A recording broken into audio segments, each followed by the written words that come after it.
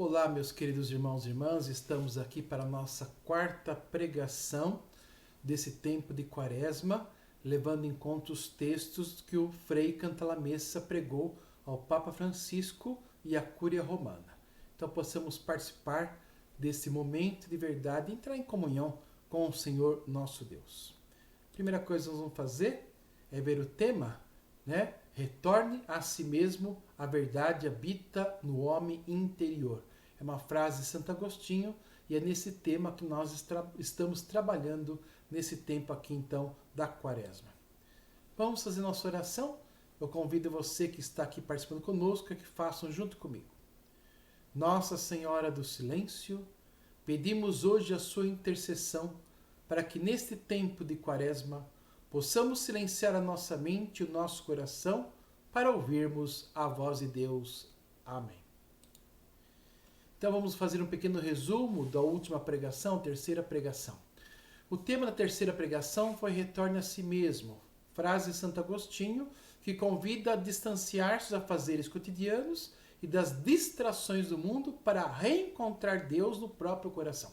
Então é parar, ficar quieto, não ficar distraído com o mundo, com as coisas, e encontrar Deus dentro de cada um de nós. Deus habita em cada um de nós.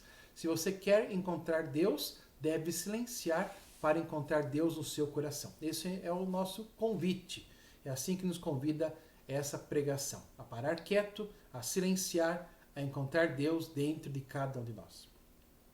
O convite de Santo Agostinho, a volta à própria interioridade, é extraído da obra A Verdadeira Religião e exorta a encontrar um tempo e espaço para Deus a fim de ouvi-lo e despojar-se mesmo. Olha o objetivo. Então, parar, dar um tempo para quê? Para ouvir a Deus e despojar de nós mesmos. Como nós vimos nas primeiras pregações, a importância de nós despojarmos nosso ego para permitirmos que Deus age em cada nós. É um itinerário, um caminho para abrir espaço a Deus e colocar o nosso de lado o eu, colocar de lado o ego. É isso que nós somos convidados a fazer. É isso que é espiritualidade, né? Deixo de lado meu ego, meu ser, para poder ouvir a voz de Deus. Devemos perceber Deus, viver de forma consciente a sua presença dentro de nós. Então é isso. E nós não paramos. Se você observar bem, estamos sempre fazendo coisas fora, externa, procurando Deus em vários lugares. E não, mas Deus está dentro de nós. Temos que parar, temos que silenciar para podermos perceber a presença de Deus no nosso interior. É como um despertar da consciência. E não somente saber de modo abstrato que Deus existe, mas saber que está vivo, que está ao nosso lado. Encontramos Deus em nosso coração. Então, despertar, perceber, sentir. Não apenas Deus existe. Tá bom, Deus existe, mas não é abstrato. É sentir a sua presença. É perceber que Ele está dentro de cada um de nós. Portanto, como nos diz Agostinho, se não retornarmos a nós mesmos, se não nos afastarmos um pouco da exterioridade e do barulho, não poderemos encontrar o Deus vivo. Isso é muito importante, gente. Tem que parar, tem que silenciar, tem que meditar, tem que ficar quieto. É a única forma de ouvir a Deus. Só podemos ouvir a Deus no silêncio do nosso interior. E sobre contemplação do catecismo, que é exatamente parar para interiorizar. Então, parágrafo 2713 do catecismo diz o seguinte: assim, a contemplação, essa oração interior silenciosa, é a expressão mais simples do mistério da oração. É um dom, uma graça. Só pode ser acolhida na humildade e na pobreza. É uma relação de aliança estabelecida por Deus no fundo do nosso ser. Olha que bonito. A contemplação é comunhão. Nela, a Santíssima Trindade conforma o homem, imagem de Deus, à sua semelhança. Quer dizer, conformar é colocar dentro da forma. Diz o catecismo que com o pecado original nós mantivemos a imagem e perdemos a semelhança de Deus, a força de Deus, o poder de Deus, a imortalidade de Deus. Tudo isso nós perdemos. Então, quando eu entro em oração, como disse aqui, quando eu entro em oração, eu entro em comunhão com a Santíssima Trindade para que eu possa receber de Deus de novo a semelhança. Tá? Uma experiência de receber a semelhança de Deus. Por isso que a oração contemplativa tem muito poder, muita força. é nela que eu posso conseguir muitas coisas. Ficar quieto, interiorizar, escutar a Deus, deixar a semelhança surgir em mim, aparecer. Deus tem que agir em mim, me devolver a semelhança perdida com o pecado original. É um pouco isso que a oração contemplativa faz. Lógico, só teremos a semelhança devolvida quando falecermos, quando partirmos desse mundo para a vida eterna. Mas na oração contemplativa é uma experiência disso, tá? Então não é a totalidade, mas já é aqui e agora uma experiência profunda com Deus vivo dentro de cada um de nós. E agora nós vamos para a quarta colocação, né? A quarta colocação é: adorarás ao Senhor teu Deus. Feito pelo padre Raniero Cantalamessa, na época apenas padre, frei, agora ele é um cardeal, né? Na pregação de maio, da quaresma, de abril de 2019, 5 de abril de 2019. Adorarás ao Senhor teu Deus. Depois de retornar de sua viagem ao Oriente em 1219, Francisco de Assis escreveu uma carta dirigida aos regentes dos povos. Nela dizia, entre outras coisas: sois obrigados a dar ao Senhor tanta honra entre o povo que vos foi confiado, que todas as tardes se anuncie, através de um pregoeiro ou qualquer outro sinal, a obrigação de dar louvor e a gratidão ao onipotente Senhor Deus de todo o povo. E se não fizerdes isto, sabei que tereis de prestar contas a Deus perante nosso Senhor Jesus Cristo no dia do juízo final. Acredita-se amplamente que o santo tem inspirado esta exortação no que tinha observado a sua viagem ao Oriente, onde ouviu o apelo vespertino à tarde, a oração feita pelos muezins de cima dos minaretes. Então, aquelas pessoas lá convidando as pessoas a rezarem, né? Tinha ali convidando, é um convite à oração. Né? Sobe no minarete, lá do minarete, toca uma trombeta, uma coisa assim, e faz o convite para que o povo possa parar para rezar. Então, o que disse São Francisco de Assis? Que nós também católicos temos que fazer a mesma coisa. Temos que parar para escutar a Deus. Tá? Um belo exemplo não só de diálogo entre as diferentes religiões, mas também de enriquecimento mútuo. Uma missionária que trabalhava há muitos anos num país africano escreveu estas palavras: nós somos chamados a responder a uma necessidade fundamental dos homens, a necessidade profunda de Deus, a sede do absoluto, a ensinar o caminho de Deus, a ensinar a rezar. É por isso que os muçulmanos fazem, nestas regiões, muitos prosélitos. Ensinam imediatamente e de modo simples a adorar a Deus. Então os muçulmanos têm essa religião muito simples. Né? Então qual é a base? É a oração a Deus. Todo dia para quieto, não importa fazendo, pare e adore a Deus. É uma coisa que conquista muita gente. Né? Então por isso que os muçulmanos conseguem divulgar a sua religião. Porque ensinam a rezar, a ficar quieto, a silenciar, a encontrar-se com Deus. Nós cristãos temos uma imagem diferente de Deus. Um Deus que é amor infinito antes mesmo que poder infinito. Mas isso não deve fazer-nos esquecer o dever primário da adoração. A provocação da mulher samaritana. Os nossos pais adoraram neste monte, mas vós dizeis que é em Jerusalém que devemos adorar. Jesus responde com palavras que são a magna carta da adoração cristã. Mulher, acredita-me, vem a hora em que não adorareis o Pai, nem neste monte, nem em Jerusalém. Vós adorais o que não conheceis. Nós adoramos o que conhecemos, porque a salvação vem dos judeus. Mas vem a hora, e já chegou, em que os verdadeiros adoradores hão de adorar o Pai em espírito e verdade. E são esses adoradores que o Pai deseja. Deus é espírito, e os seus adoradores devem adorá-lo em espírito e verdade. Então esse evangelho nos convida a isso, né? A entrar em comunhão plena com Deus. Deus é espírito. Adorar de espírito para espírito, no silêncio, no momento contemplativo, encontrar o Deus dentro do nosso coração e falar com Ele, sentir a sua presença. De espírito para espírito. E Jesus Cristo diz que é agora, né? Não é depois. Mas vem a hora, e é agora com a sua presença. Quando Jesus Cristo veio ao mundo, ele liga a Santíssima Trindade a cada um de nós. De tal forma que o momento é agora, tá certo? Deus então nos fala agora. Nós podemos encontrar Deus agora, de espírito para espírito. A adoração pode ser preparada por uma longa reflexão, mas termina com uma intuição. E como qualquer intuição, ela não dura muito tempo. Então não adianta, né? Questão de rezar, de tempos e falar, não, é uma coisa simples. Para, fica quieto e escuta. E Deus é muito simples, e Deus fala coisas simples. Pequenos pensamentos são o suficiente, né?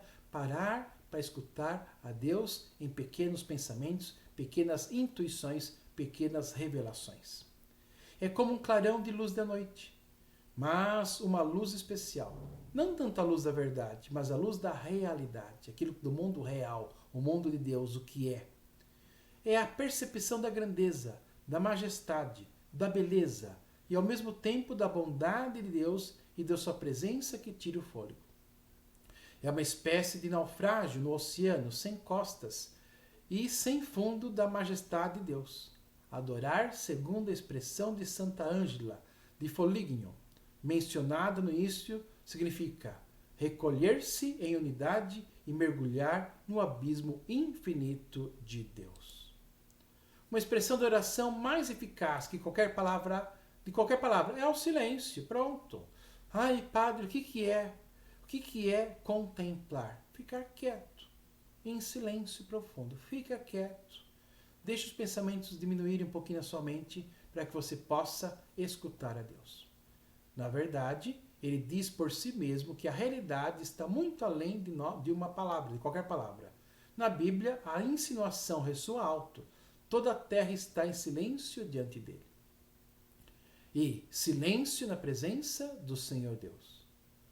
Quando os sentidos estão envoltos em silêncio, sem limites, e as memórias envelhecem com a ajuda do silêncio, disse um padre do deserto, então tudo o que resta é adorar. Nesse silêncio profundo, encontrar o nosso Deus. Se precisamos de busca, se precisamente se busca parar a mente e impedi-la de vaguear sobre outros objetos, convém fazê-lo com a palavra mais curta que existe. Amém. Sim. Adorar de fato é consentir, permitir, é deixar Deus ser Deus. Então, amém. Assim seja. Amém. Você pode ficar quietinho, em silêncio, e simplesmente de olhos fechados como eu estou agora e dizendo amém. Amém. Amém. É assim. Quieto, silencia, diz amém, deixa o Senhor agir, deixa o Senhor dizer. É dizer sim a Deus como Deus e a si mesmo como criaturas de Deus. Nesse sentido, Jesus definido no Apocalipse como o amém, o sim, que se faz pessoa, ou seja, repetir incessantemente com os serafins, santo, santo, santo. A adoração requer, portanto, que nos curvemos e fiquemos em silêncio. Mas será que tal ato é digno do homem? Não humilha, derrogando a sua dignidade? Na verdade, isso é realmente digno de Deus? Que Deus é esse que precisa que as suas criaturas se inclinem à terra diante dele e se calem? É Deus como um daqueles soberanos orientais que inventaram a adoração para si próprios? É inútil negá-lo. A adoração implica para as criaturas também um aspecto de humilhação radical, de se tornarem pequenas, de se entregarem e de se submeterem a Deus. A adoração envolve sempre um aspecto de sacrifício, uma imolação de algo, entregar algo, perder algo para se entregar nas mãos de Deus. Precisamente assim ela atesta que Deus é Deus e que nada nem ninguém tem direito de existir diante dele, senão na sua graça. Com a adoração se imola e se sacrifica o próprio eu, o meu ego, a própria glória, a própria autossuficiência. Mas esta é uma glória falsa, inconsistente e é uma libertação para o homem se livrar dela. Adorando a pessoa, liberta a verdade que era prisioneira da injustiça. Olha que bonito, hein? Adorando, a pessoa liberta a verdade que era prisioneira da justiça. A pessoa torna-se autêntica, no sentido mais profundo da palavra. Na adoração, já se antecipa o retorno de todas as coisas de Deus. Olha que bonito. Na adoração, já se antecipa o retorno de todas as coisas de Deus. Há um abandono ao significado e ao fluxo do ser. Assim como a água encontra a sua paz ao fluir em direção ao mar, e o pássaro sua alegria ao seguir o curso do vento, assim também o adorar ao adorador. O adorador ao adorar, desculpa. Adorar a Deus não é, portanto, um dever, uma obrigação, mas um privilégio, uma necessidade. O homem precisa de algo majestoso para amar e adorar, feito para isto. A adoração deve, no entanto, ser livre. O que torna a adoração digna de Deus e ao mesmo tempo digna do homem é a liberdade. Entendida não só negativamente como ausência de coação, não somos coagidos por Deus, mas também positivamente como um alegre impulso, dom espontâneo da criatura que assim exprime a sua alegria de não ser ele próprio Deus, mas poder ter um Deus acima de si para adorar, admirar e celebrar. Quer dizer, reconhecer que não sou Deus, colocar Deus em devido lugar e adorá-lo. A Igreja Católica conhece uma forma particular de adoração, que é a adoração eucarística, né? A adoração ao ostensório, adorar o Santíssimo Sacramento presente no altar, né? A hóstia consagrada. Cada grande corrente espiritual dentro do cristianismo teve o seu próprio carisma particular, que constituiu a sua particular contribuição para a riqueza de toda a Igreja. Para os protestantes, este é o culto da palavra de Deus. Para os ortodoxos, o culto dos ícones. Para a Igreja Católica, é o culto eucarístico. Através de cada um desses três caminhos, realiza-se o mesmo objetivo fundamental, que é a contemplação de Cristo e do seu mistério. Quer dizer, quando o protestante para escutar a palavra de Deus, qual é o objetivo? Adorar a Deus. Quando o ortodoxo para diante do ícone para rezar, qual é o objetivo? Encontrar a Deus. Quando o católico, romano, se encontra diante do Santíssimo Sacramento, qual é o objetivo? Adorar a Deus, sentir a sua presença. Estando calmos e silenciosos, e possivelmente por muito tempo, diante de Jesus no Santíssimo Sacramento, ou diante de um dos seus ícones, percebem-se os seus desejos a nosso respeito. Os próprios projetos caem para dar lugar aos de Cristo. A luz de Deus penetra aos poucos no coração e o cura.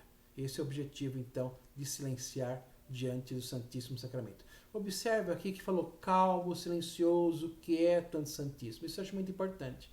A gente faz a adoração do Santíssimo, mas a adoração tem que ficar quieto. Pode ter, lógico, um canto, uma palavra, uma coisa, mas o mais importante é o quieto. Tá? O mais importante é ficar em silêncio para escutar a Deus. A contemplação cristã nunca é de sentido único. Não consiste em olhar, como dizem, para o umbigo, em busca do próprio eu mais profundo. Consiste sempre em dois olhares cruzados. Aquele camponês da paróquia de Arles, que passava horas e horas imóvel na igreja, com os olhos voltados para o tabernáculo, e que, quando perguntado pelo santo cura o que fazia o dia todo, respondeu: nada. Eu olho para ele, ele olha para mim. Estamos falando de cura d'Ars, o padre, que é o santo padre padroeiro de todos nós presbíteros. O que você faz o dia inteiro? Nada. Eu olho para ele, ele olha para mim e nós nos entendemos. Então aqui está essa oração, então essa palavra, do cura d'Ars. Vamos escutar o que o próprio cura d'Ars, que ele citou ali, fala para nós. Prestai atenção, meus filhinhos. O tesouro do cristão não está na terra, mas nos céus. Por isso, o nosso pensamento deve estar voltado para onde está o nosso tesouro. Esta é a mais bela profissão do homem: rezar e amar. Se rezais e amais, eis aí a felicidade do homem sobre a terra. Oração nada mais é do que a união com Deus. É pronto. O que é rezar? Se unir a Deus. Nada mais do que isso. Oração nada mais é que união com Deus. Quando alguém tem o coração puro e unido a Deus, sente em si mesmo uma suavidade e doçura que inebria, envolve, e uma luz maravilhosa que o envolve. Nesta íntima união, Deus e alma são como dois pedaços de cera fundidos num só. Se eu pegar duas velas, fundir as duas velas, derreter e juntar, elas são inseparáveis. De tal modo que ninguém pode mais separar. Exatamente isso, né? Então eu e Deus nos fundimos um no outro e ficamos plenamente unidos. Como é bela esta união de Deus com sua pequenina criatura. É uma felicidade impossível de se compreender. Meus filhinhos, o vosso coração é demais pequeno, mas a oração o dilata e torna capaz de amar a Deus. A oração faz saborear antecipadamente a felicidade do céu. Olha que bonito, hein? Oração faz saborear antecipadamente, né, a experiência de Deus no céu. Experimentar esse céu, felicidade do céu. É como um mel que se derrama sobre a alma e faz com que tudo nos seja doce. Na oração bem feita, os sofrimentos desaparecem, como a neve que se derrete sobre os raios do sol. Outro benefício que nos é dado pela oração. O tempo passa tão depressa e com tanta satisfação para o homem que nem se percebe sua duração. Escutai, certa vez, quando eu era pároco de Bresse, tive que percorrer grandes distâncias para substituir quase todos os meus colegas que estavam doentes. Nessas intermináveis caminhadas, rezava ao Bom Senhor e podeis crer, o tempo não me parecia longo. Há pessoas que mergulham profundamente em oração, como peixes na água, porque estão inteiramente entregues a Deus. Não há divisões em seus corações. Ai, que bonito, hein? Ó, como eu amo essas almas generosas. São Francisco de Assis e Santa Clara viam Nosso Senhor e conversavam com Ele do mesmo modo como nós conversamos uns com os outros. Nós, ao invés, quantas vezes entramos na igreja sem saber o que iremos pedir. E, no entanto, sempre que vamos ter com alguém, sabemos perfeitamente o motivo por que vamos. Até mesmo pessoas que parecem falar com Deus desse modo. Só tenho 2 palavras para vos dizer e logo ficar livre de vós. Muitas vezes penso nisto. Quando vamos adorar a Deus, podemos alcançar tudo o que desejamos, se o pedirmos com fé viva e coração puro. Então essa experiência, né, do cura Dars falando para nós sobre a oração. Né? Por isso que o cura Dars, então, é o padroeiro dos párocos, né, dos padres que são párocos, ele é o padroeiro. Tá? É um modelo de exemplo para nós podermos seguir. Contemplando Jesus no sacramento do altar, damos conta da profecia feita no momento da morte de Jesus na cruz. Olharão para aquele que trespassaram. De fato, tal contemplação é em si mesma uma profecia, porque antecipa o que faremos para sempre na Jerusalém Celeste. É a atividade mais escatológica e profética que se pode realizar na igreja. No fim, o cordeiro não será mais imolado, nem a sua carne será comida. Isto é, a consagração e a comunhão cessarão. Mas a contemplação do cordeiro imolado por nós não cessará. Isto é o que os santos fazem no céu. Quando estamos diante do tabernáculo, já formamos um único coro com a igreja lá em cima. Eles diante de nós, por assim dizer, atrás do altar, eles na visão, nós na fé. No Evangelho de Marcos, Evangelho de Marcos, capítulo 1, versículo 14 e 15, diz o seguinte: está escrito que, depois que João Batista foi preso, Jesus se aproximou da Galileia, pregando o Evangelho de Deus e disse: o tempo se cumpriu e o reino dos céus está próximo. Converter e acreditar na boa nova. Devemos eliminar imediatamente os preconceitos. Primeiro, a conversão não se refere apenas aos não crentes ou aos que se declaram leigos. Todos nós, indistintamente, precisamos nos converter. Segundo, a conversão, entendida em sentido genuinamente evangélico, não é sinônimo de resignação, tem que fazer, tem que acontecer, de esforço, tristeza, mas de liberdade e alegria. Não é um estado regressivo, mas um estado progressivo. Antes de Jesus, converter sempre significava voltar. O termo hebraico, shuv, significa reverter o curso, refazer os próprios passos. Indicou o ato de alguém que, em determinado momento da vida, se dá conta que está fora do caminho. Então faz um repensar. Ele decide mudar sua atitude e retornar à observância da lei e entrar novamente em aliança com Deus. Ele faz uma verdadeira inversão de marcha, uma inversão de marcha. A conversão, nesse caso, tem um significado moral, moral de conduta, de atitude. Consiste em mudar os costumes, em reformar a sua própria vida. Nos lábios de Jesus, esse significado muda, não é bem assim, é um pouco diferente. Conversão não significa mais voltar à antiga aliança e ao cumprimento da lei, mas sim dar um salto e entrar no reino, agarrando-se à salvação que veio aos homens gratuitamente, por iniciativa livre e soberana de Deus. Então, é entregar-se a Deus, confiar em Deus, né? Receber Deus, isso é converter. Permitir a ação de Deus em cada um de nós. A conversão e salvação trocam de lugar. Olha que bonito, trocar de lugar. Já não há como primeira conversão da parte do homem, importante salvação como a recompensa de Deus. Né? Então, primeiro o homem se converte, Deus depois o ama e o salva. Não. Mas a salvação vem primeiro. Primeiro Deus o salva e depois nós voltamos para Ele, como oferta generosa e gratuita de Deus. E depois a conversão como a resposta do homem. Este é o anúncio alegre, o caráter alegre da conversão evangélica. Por isso que o Papa Francisco, seu primeiro documento que ele fez, né, foi a alegria do Evangelho. O Evangelho, que essa grande alegria, essa grande anúncio da boa nova, da salvação, do amor de Deus por nós. Deus não espera que o homem dê o primeiro passo, mude de vida, faça boas obras. Quase que a salvação é recompensa ou esforço. É verdade. Quantos anos demora e muda? Pensa bem. É difícil mudar. Se você não consegue perceber em você, vai pedir nas pessoas do lado. Pensa bem, o seu marido mudou quanto? Nos anos que está de casado? Ih, mudou quase nada. A sua esposa mudou quanto? Ih, quase nada. Seus filhos mudam quanto? Ih, seu genro, sua cunhada, seu cunhado, sua sogra, sua nora, o padre da sua paróquia. Quantos anos que você conhece o padre lá? Quanto que ele mudou? Entendeu? Nós mudamos muito pouco. É só ter consciência. Quando eu olho os outros, vejo que muda pouco. E se os outros mudam pouco, eu também mudo pouco. Então Deus não espera a gente mudar para dar a graça. Primeiro Ele dá a graça, primeiro Ele nos salva. E espera depois a nossa mudança de vida.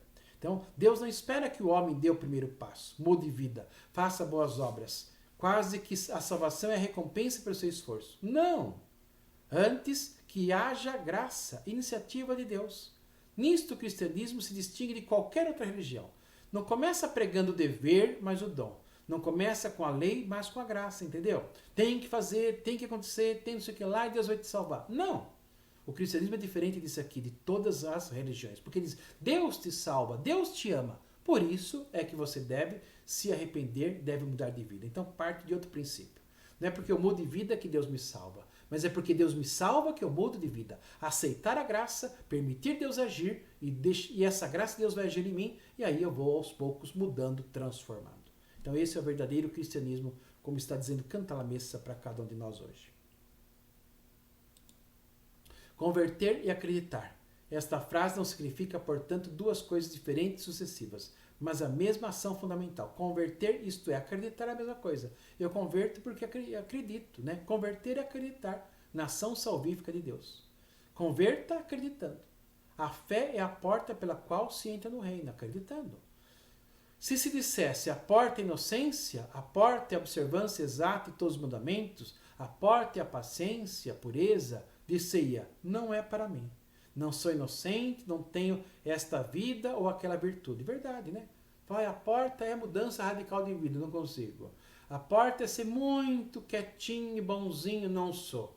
A porta é ser paciente, não tenho paciência nenhuma. Então, não é por aí a porta. A porta é a fé, é confiar na ação de Deus. Mas você ouviu, a porta é a fé que nos salva. É impossível que alguém acredite, porque Deus nos criou livres e inteligentes justamente para tornar possível o ato de fé nele, entendeu? Então, confiar, acreditar, deixar Deus agir, é Deus que age em nós, é pela fé, então, que nós conseguimos, então, a salvação. A fé tem faces diferentes. Existe a fé a sentimento do intelecto, permissão, né? Eu assinto, eu confio, eu acredito. A fé é confiança, que é outra coisa. Em nosso caso, é uma apropriação da fé. Me apropria da fé, me apropria da graça. Sempre fala assim, né? Os carismáticos falam muito. Se apropria da graça, pega a graça, aceita a graça. Principalmente no cerco de Jericó. Ou seja, um ato pelo qual se apropria quase por arrogância de algo. São Bernardo ainda usa o verbo usurpar, roubar, né? E eu O que não consigo obter por mim mesmo, usurpo do lado de Cristo. Converter e acreditar significa fazer corretamente um tipo de ação repentina e engenhosa. Né? Com ela, antes mesmo de nos cansarmos e adquirirmos méritos, alcançamos a salvação, até nos apropriarmos de um reino. Então, na verdade, é confiar, acreditar, pum, pega a graça. Quando a graça passa, pega. Né? Deus que passa e se doa totalmente. É o próprio Deus quem nos convida a fazê-lo. Ele adora ver essa engenhosidade. Né? E é o primeiro a se surpreender com o fato de tão poucos a fazer. Então, hoje nós estamos convidando você, meu irmão, minha irmã, confie, acredite, se aproprie de verdade da graça de Deus.